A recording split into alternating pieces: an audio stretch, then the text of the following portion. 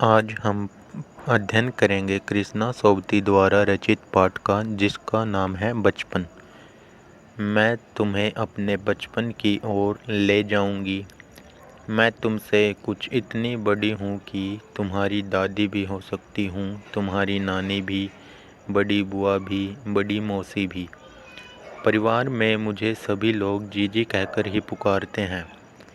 हाँ, मैं इन दिनों कुछ बड़ा यानी कि उम्र में सयाना महसूस करने लगी हूँ। शायद इसलिए कि पिछली शताब्दी में पैदा हुई थी। मेरे पहनने ओढ़ने में भी काफ़ी बदलाव आए हैं। पहले मैं रंग बिरंगे कपड़े पहनती थी, नीला, जामुनी, ग्रे, काला, चॉकलेटी। मगर अब मन करता है कुछ ऐसा कि सफ़ेद पहनो, गहरे नहीं, हल्के रंग। मैंने पिछले दशकों में तरह तरह की पोशाकें पहनी हैं। पहले फ़्रॉक, फिर निक्कर, वॉकर, स्कर्ट, लहंगे, गरारे और अब चूड़ीदार और घेरेदार कुर्ते। बचपन के कुछ फ़्रॉक तो मुझे अब भी याद हैं। हल्की नीली और पीली धारी वाला फ़्रॉक, गोल कॉलर और बाजू पर भी गोल कफ। एक हरे गुलाबी रंग का बारीक चूंटों वाला घेरेदार फ़्रॉक, नीले गुलाबी रंग की फ्रिल।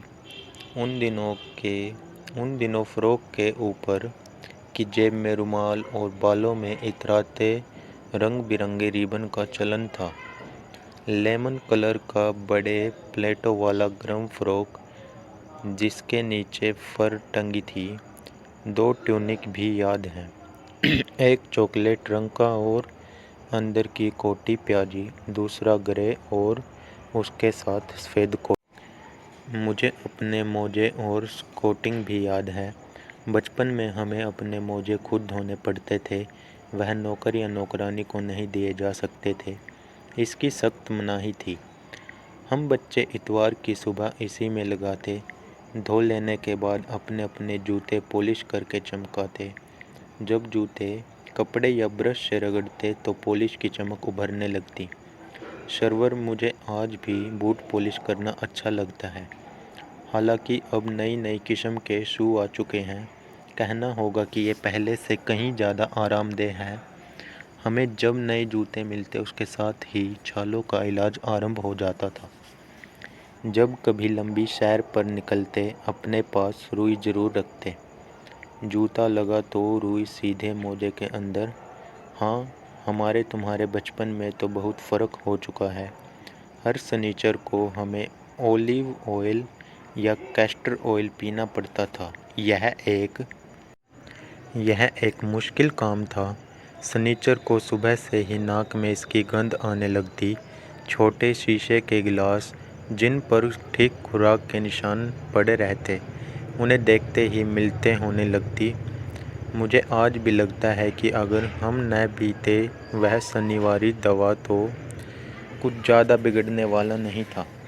सेहत फिर भी ठीक ही रहती। तुम्हें बताऊंगी कि हमारे समय और तुम्हारे समय में कितनी दूरी हो चुकी है। यहाँ तक कि बचपन की दिलचस्पियाँ भी बदल। याद रहे उन दिनों कुछ घरों में ग्रामोफोन थे, रेडियो और टेलीविज़न नहीं थे। हमारे बचपन की कुल्फ़ी आइसक्रीम हो गई है। कचौड़ी, समोसा पेटीज में बदल गया है। सहतूत और फालसे और खसखस के शरबत कोक पेप्सी में। उन दिनों कोक नहीं, लेमनेड विमटो मिलती थी। शिमला और नई दिल्ली में बड़े हुए बच्चों को वेंगर्स और डेविस्को रेस्टोरेंट की चॉकलेट और पेस्ट्री मज़ा देने वाली होती थी। हम भाई बहनों की ड्यूटी लगती शिमला मॉल से ब्राउन ब्रेड लाने की। हमारा घर मॉल से ज़्यादा दूर नहीं था। एक छोटी सी चढ़ाई और गिरजा मैदान पहुंच जाते। वहां से एक उतरते और माल पर कन्फेक्शनरी काउंटर की तरह तरह की पेस्ट्री और चॉकलेट की खुशबू मनोभावनी। हमें हफ्ते में एक बार चॉकलेट खरीदने की छूट थी। सबसे ज़्यादा मेरे पास ही चॉकलेट टॉफ़ी का स्टॉक रहता था। मैं चॉकलेट लेकर खड़े खड़े कभी न खाती थी। घर लौटकर साइड बार पर रख देती और रात के खाने के बाद बिस्तर में लेटकर मज़ा ले लेकर खाती। शिमला के काफ़ल भी बहुत याद आते हैं, खट्टे मीठे, कुछ एकदम लाल, कुछ गुलाबी, रस भरी कसमल। सोचकर ही मुंह में पानी भर आए।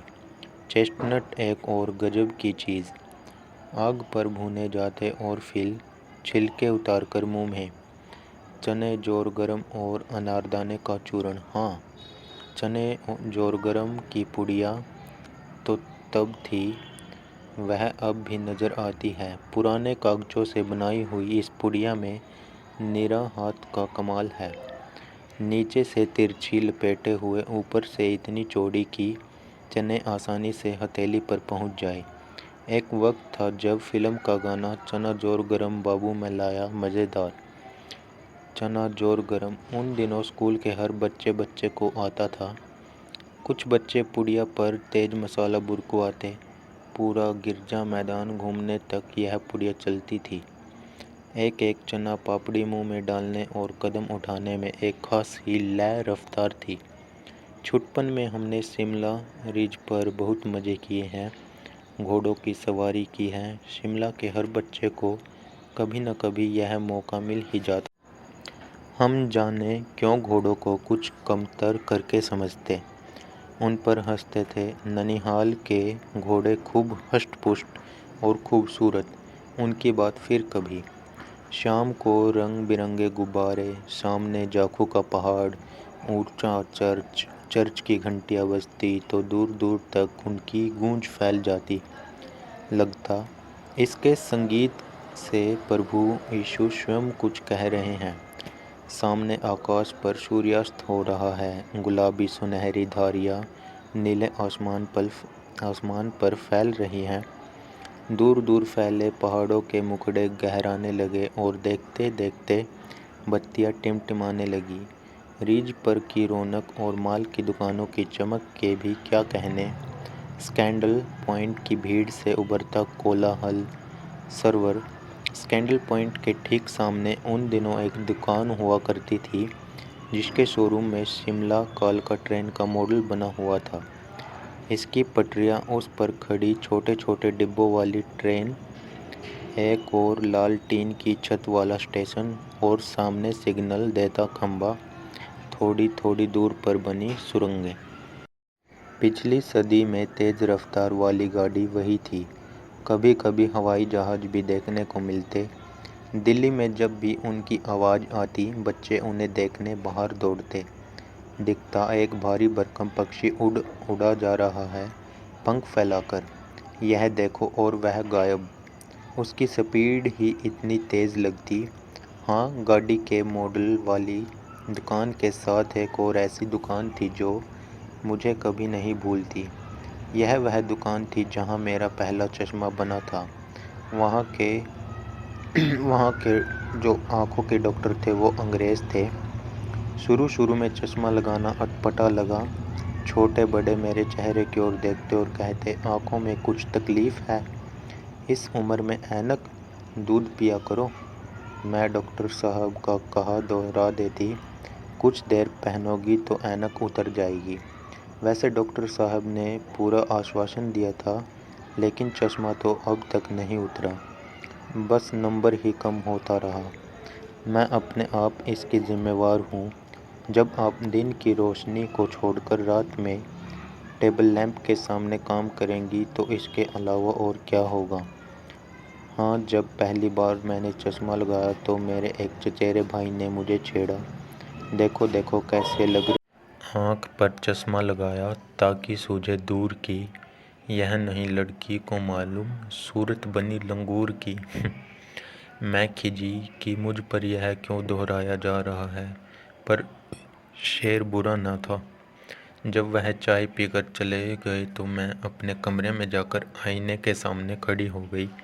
कई बार अपने को देखा, ऐनक उतारी, फिर पहनी, फिर उतारी, देखती रही, सूरत बनी लंगूर की। नहीं नहीं नहीं। हाँ, मैंने अपने छोटे भाई का टोपा उठाकर सिर पर रखा। कुछ अजीब लगा, अच्छा भी और मजाकिया भी। तब की बात थी, अब तो चेहरे के साथ घुल मिल गया है चश्मा। जब कभी उतारा हुआ होता तो चेहरा खाली खाली लगने लगता है। याद आ गया वह टोपा, काली फ्रेम का चश्मा और लंगूर की सूरत। हाँ, इन दिनों शिमला में मैं सिर पर टोपी लगाना पसंद करती हूँ। मैंने कई रंगों की टोपी जमा कर ली है, कहाँ दुपट्टे का ओढ़ना और कहाँ सहज सुलभ सुभीती हिमाचली टोपियाँ। तो कृष्णा शोभती का पाठ बचपन यहीं पर समाप्त होता है। धन्यवाद।